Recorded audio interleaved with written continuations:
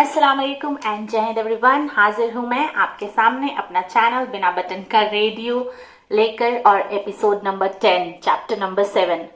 लेकिन इस चैप्टर को शुरू करने से पहले मैं आपके सामने 2 लाइन गाऊंगी जो कल मेरे भाई ने शेयर की थी। उसको दुबई से जॉब की ऑफर आई और दुबई में बुलाया गया, लेकिन वहां पे वो फैमिली वीजा फिलहाल नहीं दे रहे थे शुरू जॉब में। मेरे भाई की 2 बेटियां हैं, दोनों उसको बहुत प्यार करती हैं, तो वो गया दुबई और फिर वहां वो रह नहीं पाया। वहां से चला आया और बोलता है कि मैं अपनी बेटी और बीवी और अपनी फैमिली, भाई बहनों माँ के बिना मैं वहां पे नहीं रह पा रहा हूँ, तो वो चला आया। तो अभी वो उसी कंपनी में काम कर रहा है, वर्क फ्रॉम होम कर रहा है। आगे की इंफॉर्मेशन मुझे नहीं पता है। तो रात के 12 बजे थे, लाइट ऑफ थी और अकेले घर में जब उसको घर की अपनी बीवी और बच्चों की याद आई तो वो ये लाइंस गा रहा था। मैं आपसे शेयर करती हूँ। बहुत खूबसूरत लाइंस है, मुझे पता नहीं किसकी है, लेकिन जिसने भी लिखी है बहुत खूबसूरत है। हम ना बाज आएंगे मोहब्बत से, हम ना बाज आएंगे मोहब्बत से, जाने जाएगी और क्या होगा,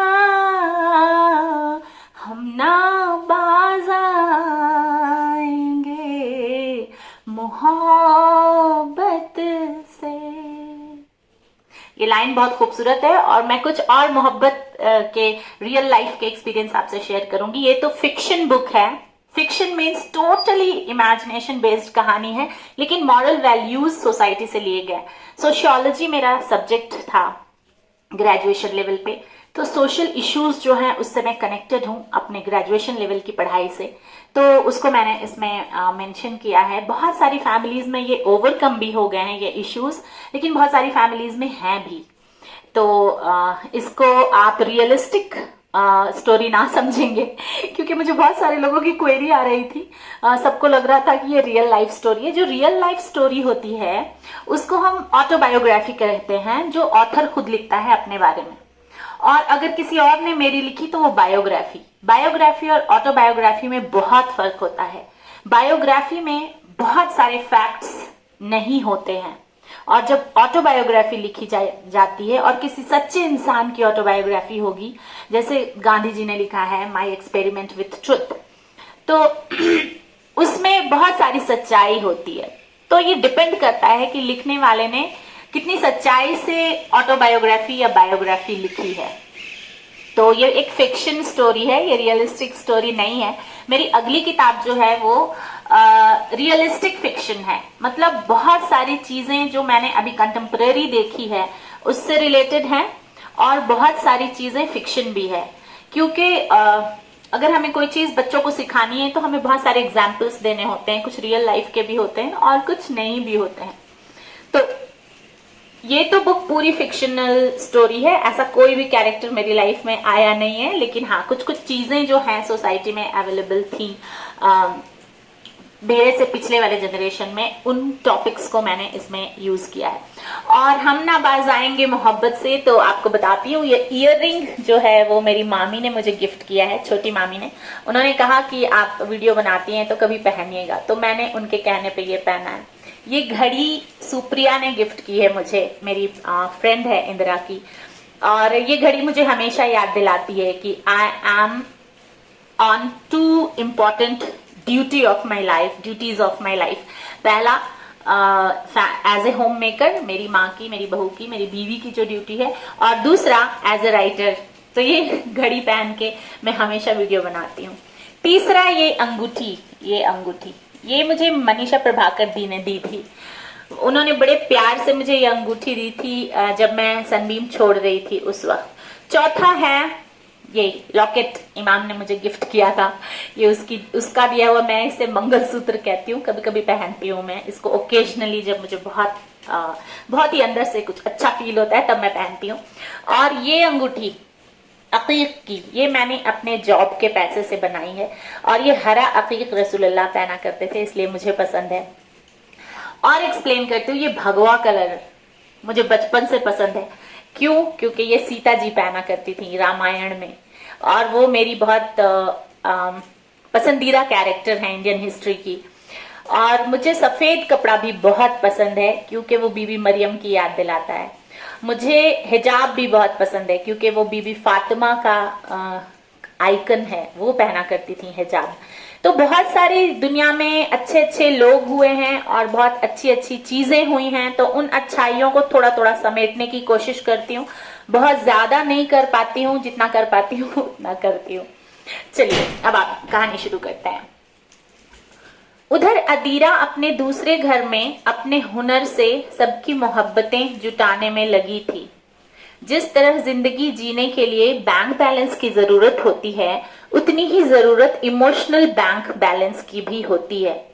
ऐसा उसने अपने माँ बाबा से और 7 habits of highly effective people के बुक से सीखा था। फ्रैंकलिन कवे की एक बुक है, और एज एजुकेटर्स हमें इंदिरा नेशनल स्कूल में इसकी वर्कशॉप भी हुई थी, तो मैं बहुत कनेक्टेड हूँ। बहुत पसंद आई थी मुझे ये 7 हैबिट्स।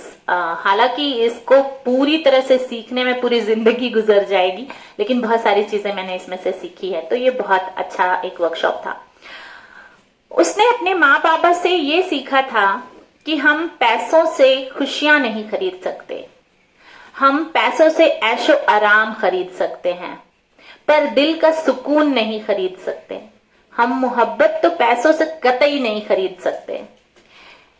अब यहाँ पे मैं रुकूंगी और मैं आपको बताऊंगी कि मैं आदि पुरुष मूवी देखने गई थी। मैंने बहुत सुन रखा मूवी के बारे में, बहुत तरह की डिस्प्यूट्स भी सुन रखे मैंने, लेकिन मैं सुनने पे यकीन नहीं करती, मैं खुद जा करके देखती हूँ। और मैं गई, मूवी मैंने देखी, तो मैंने मूवी से यही सीखा कि सिनेमेटोग्राफी अलग है, लेकिन जो सीता जी का रोल है और जो राम जी का उनके लिए डिवोशन है, वो किसी भी कहानी में चेंज नहीं होगा। तो इतने स्ट्रॉन्ग कैरेक्टर्स हैं ये इंडियन हिस्ट्री के, कि कोई भी लिखेगा, कितनी बार भी लिखेगा, कैसे भी लिखेगा, तो उनके कैरेक्टर्स पे कोई असर नहीं आएगा। मुझे तो बिल्कुल वैसे ही प्यार दिखा जैसे रामायण में दिखता है दोनों के बीच। तो यहाँ से मुझे बात याद आती है कि राम जी ने पूरा राजपाट ठुकरा दिया था सिर्फ अपने पापा की मोहब्बत में, क्योंकि वो वादा जो था वनवास जाने का, उनके पापा ने किया था। राम जी का वादा नहीं था वो, लेकिन उन्होंने निभाया, और सीता जी ने अपने पति का साथ दिया उस वादे को निभाने में। तो ये रघुकुल रीत है, और ये रीत हम सिर्फ रघुकुल की ही नहीं, हमारे हिंदुस्तान के बाकी मजहबों की बहुत ही हाईली एजुकेटेड और बहुत ही प्यारी फैमिलीज की भी होती है। निभा देते हैं लोग दूसरों का वचन भी, तो अपना वचन कितना निभाते होंगे, ये जानने की बात है। खैर, तो हम मोहब्बत को पैसों से कतई नहीं खरीद सकते, ये बात सीता जी को भी पता थी। एक दिन अदीरा माहिरा को फोन करती है और बताती है कि विवान की लाइफ बहुत हेक्टिक है। सुबह 9 बजे से रात के 12 बजे तक काम करते करते उसके पास किसी तरह के सेलिब्रेशन के लिए वक्त नहीं होता। कंपनी की फिजिकल एक्टिविटीज जैसे बजटिंग, रिपोर्टिंग और ऑडिटिंग की जिम्मेदारियां उठाते उठाते सीएफओ साहब की लाइफ में इमोशनल बैंकिंग का बजट बिगड़ गया है। इसलिए वो विवान की सरप्राइज बर्थडे पार्टी प्लान करना चाहती है, जिसमें सिर्फ फैमिली मेंबर्स के साथ वो फजल और फलक की फैमिली को भी बुलाना चाहती है, फर्स्ट फ्रेंड्स फैमिली। अगले महीने दिसंबर 26 को उसका बर्थडे आने वाला है, इसलिए वो माहिरा को प्री प्लान्ड छुट्टी लेने के लिए बताती है। वैसे तो ईयर एंड में छुट्टी मिलना मुश्किल होता है, पर प्री प्लान्ड छुट्टियां मिल जाती हैं। ये 26 दिसंबर मैंने अपने पापा के बर्थडे से लिया है, मेरे पापा का बर्थडे होता है उस दिन। तो जब मैं किताब लिखती हूँ तो इसमें मोहब्बत उंडेलने की कोशिश करती हूँ, जितनी मैंने अपने जिंदगी में देखी है। कहीं कहीं पे जो रियलिस्टिक चीज है वो मैं आपको बताते जाऊंगी। छुट्टियां मिल सकती हैं अगर जॉब में आपका मैंने इसको फिक्शन इसलिए कहा है क्योंकि अगर 95% स्टोरी में फिक्शन है और 5 ही फैक्ट्स हैं, तो इसको फिक्शन ही कहा जाएगा, ये रियलिस्टिक नहीं होगा। तो बैलेंस होना चाहिए रियलिस्टिक फिक्शन के लिए, आधा रियलिस्टिक और आधा फिक्शन होना चाहिए, तब वो रियलिस्टिक फिक्शन होती है वो जॉनर किताब। अगर जॉब में आपका एक्सपीरियंस हो, लाइन अप वर्क सही से चल रहे हो, बैंक के टारगेट सही टाइम पर अचीव हो रहे हो, तो आप अपने ऑफिस से या बैंक में बहुत रेगुलर हो, किसी और ने छुट्टी के लिए अप्लाई नहीं किया हो उस वक्त जब आपको छुट्टी चाहिए। ओवरऑल अगर आप एक डिवोटेड एम्प्लॉय हैं तो एम्प्लॉयर छुट्टियां सैंक्शन कर देते हैं। सभी दोबारा से गेट टुगेदर के लिए एक्साइटेड होते हैं। फलक की शादी के बाद और हर साल दिवाली की गैदरिंग के अलावा यह एक खास गैदरिंग थी। अपना सामान पैक करते करते माहिरा को विवान के साथ सेलिब्रेट किया गया अपना पहला बर्थडे याद आ जाता है। बात उसके फाइनल ईयर की है, जब विवान ने उसका बर्थडे दिल्ली के hotel The Grand new Delhi में सेलिब्रेट किया था। फाइनल ईयर के प्रोजेक्ट के सिलसिले में माहिरा और विवान एक सेमिनार के लिए दिल्ली गए हुए थे। माहिरा पीजी यानी पेइंग गेस्ट में रुकी थी और Vivaan the Grand new Delhi hotel में रुका था। 24 फरवरी को माहिरा को सुबह सुबह विवान का फोन आता है कि मैं तुम्हारा बर्थडे मनाना चाहती हूँ ताकि ये तुम्हारे लिए यादगार बन जाए। जैसे ही उसने कहा कि मैं तुम्हें लेने आता हूँ कैलाश कॉलोनी के पीजी से, तुम तैयार रहना कल 10 बजे। माहिरा गुस्सा हो जाती है और बोलती है, विवान अंकल ने तुम्हें बड़ी मेहनत से पाला है, तुम इस तरह अपनी मेहनत की कमाई मेरे बर्थडे सेलिब्रेशन पे उड़ाओ, ये मुझे पसंद नहीं। इस पर विवान बोलता है, अब मैं कमाने लगा हूं तो डरना कैसा, कि जितना पैसा खर्च करने का मन हो उतना तुम पर खर्च कर सकता हूँ। विवान ये भी बताता है कि बहुत साल पहले जब वो कॉलेज में था तब भी वह पैसे पार्ट टाइम जॉब करके पिज्जा हाउस में या कहीं और काम करके कमा लेता था। अपनी छोटी छोटी ख्वाहिशों के लिए अपने पेरेंट्स पर वो बोझ नहीं बनता था। वो गिटार बहुत अच्छा बजाता था और गाता भी बहुत अच्छा था, इसलिए वो पिज्जा हाउस वीकेंड्स पर जो म्यूजिकल नाइट्स ऑर्गेनाइज करते हैं उसमें काम करता था।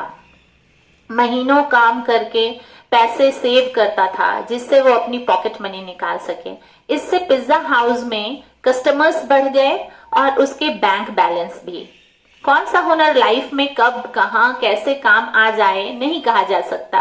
ये सब सुनकर माहिरा को अपने होने वाले जीवन साथी पर गर्व होता है और वह उससे मिलने का वादा करती है। सुबह जल्दी उठकर वो अपने बाबा की भेजी हुई टर्क्वाइज ब्लू फिरोजी रंग की ड्रेस और माँ की भेजी हुई गोल्ड इयररिंग्स पहनती है।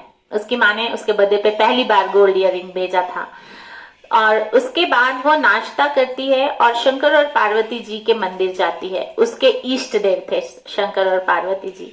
उनका आशीर्वाद लेकर अपने माँ बाबा को फोन करके उनका आशीर्वाद लेती है।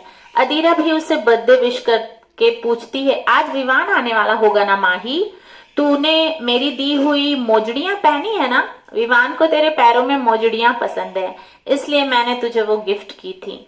माहिरा बताती है कि उसने वो सब चीजें पहनी हैं जो उसके घर वालों ने उसके लिए भेजी थी। अपनी फैमिली से जैसा करीब उसके लिए विवान के अलावा और कोई नहीं था। ये बातें होती रहती हैं कि विवान कैब से उतरता दिखाई दिया। माहिरा फोन रखकर उसकी तरफ बढ़ती है। उस टाइम कैब का फैशन नहीं होता था। मैंने कैब वर्ड यहाँ पे इसलिए यूज किया है क्योंकि आजकल के बच्चे कैब ही समझते हैं। उस वक्त ऑटो होता था और टैक्सी होती थी बड़े बड़े शहरों में जैसे दिल्ली और मुंबई में। बाकी छोटे शहरों में तो रिक्शा होता था, साइकिल रिक्शा। तो ये उस वक्त की कहानी है। विवान अपने पॉकेट से एक सॉलिटेयर रिंग निकालकर उसे पहनाता है और बर्थडे विश करता है। रिंग पहनकर माहिरा कहती है, थैंक यू विवान। मैं तुमसे ये नहीं कहूंगी कि ये रिंग तुमने मुझे क्यों दी, क्योंकि तुम्हारी एक निशानी अपनी उंगली में सजाना मुझे बहुत अच्छा लगता है। ये मुझे हर दिन हर दम तुम्हारी याद दिलाएगी और मुझे दिल्ली के रोड रोमियोज से बचाएगी। माहिरा उसे विंक करती है और कहती है, रोड रोमियोज को जब उंगली पे अंगूठी दिख जाती थी उस जमाने में, तो पहले की बात है, हमारे जनरेशन के पहले वाली, वो अंगूठी देख के समझ जाते थे कि लड़की इंगेज है, कोई फायदा नहीं है इसके पीछे भागने से। तो वो चीज मैंने समाज की सोशल जो थॉट है यहाँ पे लिखा है। इस पर विवान खुश होता है कि इस बार माही ने कोई लेक्चर नहीं दिया और कहा, थैंक गॉड तुमने मम्मी की तरह लेक्चर नहीं दिया इस बार। माही माँ है मेरी, मुझे अब एक साथी चाहिए। ये सुनकर माहिरा उसके गाल खींचकर कहती है, मुझे पता है, इसलिए मैं मम्मी जी से अलग बिहेव करती हूँ तुमसे। मैं तुम्हारी गर्लफ्रेंड हूं ना, माँ नहीं हूँ। वैसे ही जैसे ही विवान गर्लफ्रेंड वर्ड सुनता है, कहता है, लाओ ये रिंग मुझे वापस करो, चलो माँ वापस करो मुझे। मैंने इतने मेहनत से ये रिंग अपनी होने वाली बीवी के लिए ली है, और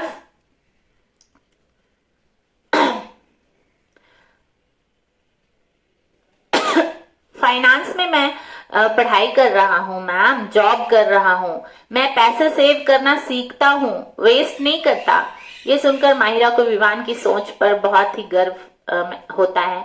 विवान और माहिरा दोनों पहले चांदनी चौक के पास करीम्स में काठी रोल और बिरयानी खाते हैं और फिर होटल चले जाते हैं। माहिरा रिसेप्शन पर जाकर विवान से लाउंज में रुकने को कहती है। वह रूम में जाने से हिचकिचाती है। इस पर विवान कहता है, मैडम मैं आपका होने वाला पति हूँ। मैं आपको उन लड़कों की तरह दिखता हूँ जो लड़कियां घुमाकर शादी नहीं करते। मैं जिसे अपने घर की इज्जत बनाकर ले जाऊंगा, उसकी इज्जत का ख्याल रखना मुझे आता है। ये कहकर विवान उसे लाउंज में बैठाकर चेंज करने रूम में चला जाता है। वहीं वेटर को बुलाकर प्री बुक्ड टेबल जो होटल के रेस्टोरेंट में था, उस पर रेड वेलवेट केक के साथ माहिरा का फेवरेट सॉन्ग, ओ साथी तेरे बिना। देखिए ये फिक्शन स्टोरी है। पिछले जनरेशन में तो ये गाना आया भी नहीं था, तो ये गाना यहाँ पे है। इसका मतलब कि ये फिक्शन है, रियलिस्टिक नहीं है।